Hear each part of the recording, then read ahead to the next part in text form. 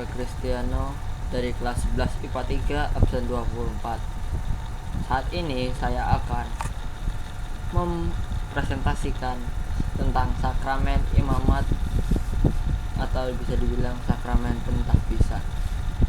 Untuk yang pertama kita punya logo sakramen imamat. Untuk logo sakramen imamat itu bentuknya seperti ini, ordinasi. Lalu untuk selanjutnya kita punya pengertian sakramen imamat. Sakramen imamat disebut juga sakramen tahbisan atau sakramen penahbisan. Pada dasarnya panggilan sebagai imam berlaku untuk semua orang yang sudah dibaptis. Namun Tuhan menunjuk orang-orang pilihannya untuk menjadi imam tertahbis atau imam jabatan. Yesus menunjuk secara khusus imam yang ditahbiskan untuk melanjutkan karyanya di dunia sampai akhir zaman, dan juga untuk melayani imam bersama. Untuk imam jabatan, salah satu ciri gereja Katolik adalah apostolik, sehingga seluruh tahbisan dalam gereja Katolik dapat ditelusuri sejak dari zaman para rasul, yang mana diutus oleh Yesus Kristus sendiri. Perutusan Yesus tersebut dilanjutkan oleh gereja sampai akhir zaman melalui tahbisan dalam 3 tahap. Tahap pertama, episkopat atau uskup. Pentahbisan seseorang menjadi uskup menganugerahkan kegenapan sakramen imamat baginya, menjadikannya anggota badan penerus atau pengganti para rasul, dan memberi dia misi untuk mengajar, menguduskan, dan menuntun, disertai kepedulian dari semua gereja. Nah, untuk tahap kedua ada presbiterat atau disebut pastor.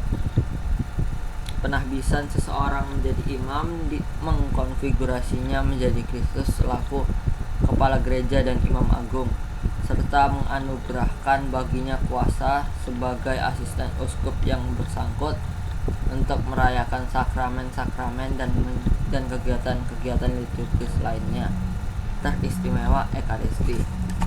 Untuk tahapan ketiganya ada diakonat atau disebut diakon.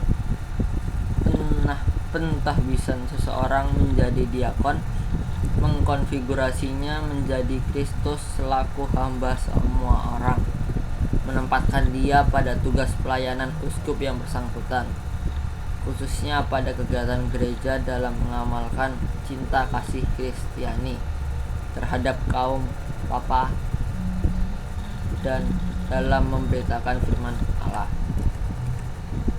Untuk berikutnya kita punya dasar kitab suci. Untuk dasar kitab sucinya sakramen tahbisan atau imamat. Dasar kitab suci, tugas dan fungsi imam dalam kitab perjanjian lama ada di Ulangan 33 ayat 7 sampai 11.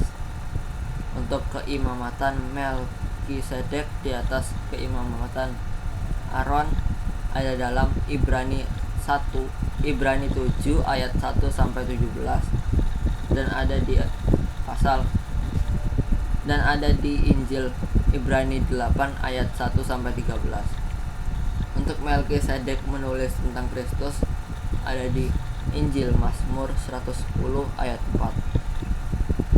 Ada di Ibrani 5 ayat 6, ada di Ibrani 5 ayat 10, dan ada di Ibrani 6 ayat 20. Untuk berkat untuk para rasul ada di Yohanes 20 ayat 22.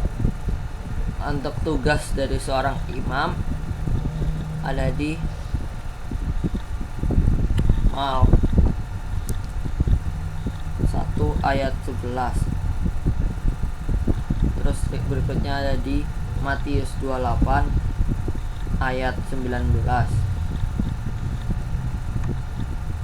Untuk berikutnya ada di Injil Yohanes 20 ayat 23, ada di 1 Korintus 11 ayat 24, dan ada di Yakobus 5 ayat 14.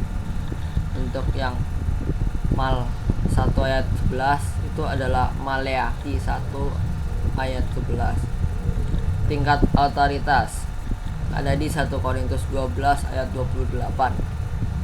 Terus ada di Injil Efesus 4 ayat 11 juga. Dan terakhir ada juga di 1 Tesalonika 5 ayat 12 dan ada di Yakobus 3 ayat 1. Untuk keimamatan orang percaya ada di Efesus 2 ayat 19 sampai 20 dan ada di 1 Petrus 2 ayat 5 dan terakhir ada di dalam 1 Petrus 2 ayat 9. Dan terakhir keimamatan dalam perjanjian baru ada di Roma 15 ayat 16. Untuk latar belakangnya ada pada zaman perjanjian lama, meskipun bangsa Israel tetap dikatakan sebagai kerajaan imam dan bangsa yang kudus, Allah tetap memanggil para pria tertentu untuk menjalankan tugas sebagai imam. Hal yang sama terjadi di dalam perjanjian baru.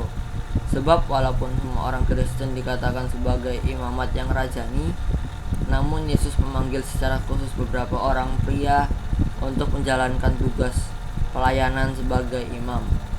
Melalui tahbisan ini, para imam diangkat untuk menjadi pelayan gereja untuk menjalankan tugas-tugas Kristus, yaitu sebagai imam yang untuk menguduskan, nabi untuk mengajar, dan raja untuk memimpin dan melayani umatnya.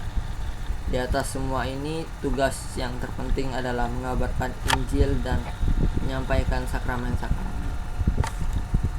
Itu saja untuk presentasi saya. See you next time dan terima kasih.